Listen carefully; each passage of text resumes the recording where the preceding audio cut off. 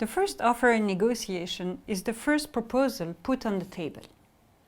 A very important question that negotiators will ask themselves in relation to this first offer is whether they should formulate a relatively reasonable first offer or whether they should exaggerate their first demands.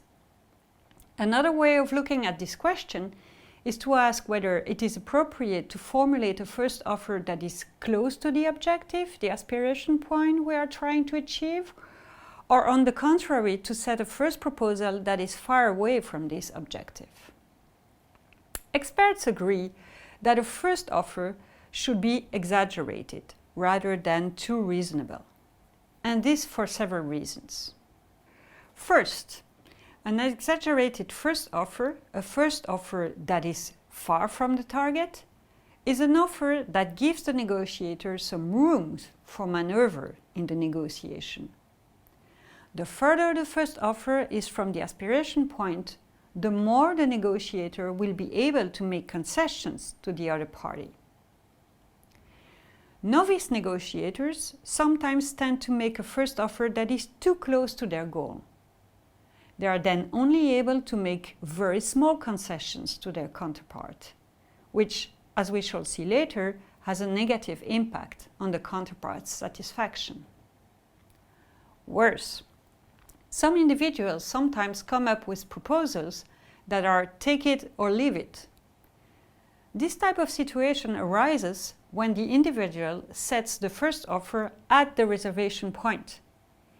In this case, since the first offer and the limit are the same, individuals are totally unable to concede anything and are thus unable to adjust.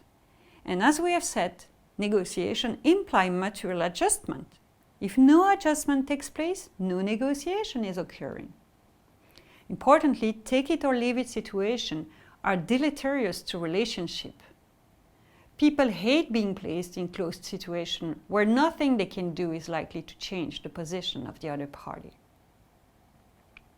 The second reason why an exaggerated offer is potentially more profitable than a reasonable one is because the exaggerated offer increases the probability of achieving a personal outcome close to or even better than the goal we have set. Again, if I have little room for maneuver, the concession I will make to my counterpart will quickly bring me to the level of my objective.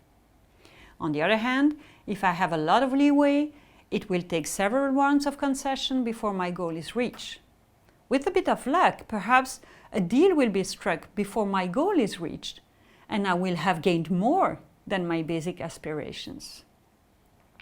Thirdly, the exaggerated offer conveys what is called a meta-message. A meta-message is a message behind the message. What I'm implicitly telling my counterpart with my exaggerated offer is that the deal may not be done, that many concessions will be needed before we get to an agreement, and that my counterpart may have misjudged his or her goals and reservation point. Finally, the first offer must be exaggerated because it acts as an anchor point, a reference point around which all subsequent concessions will be adjusted. We will deal with this issue in more detail later. To conclude on the question of this first offer, I would like to add that exaggerating does not mean over-exaggerating.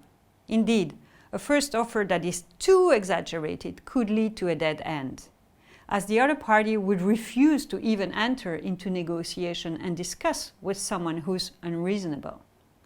For example, if you sell a second-hand car that is 3 years old and the starting price you offer is equivalent to the purchase price of a new car, you may well have to wait a very long time before you find a buyer who is naive enough to enter into any kind of discussion with you.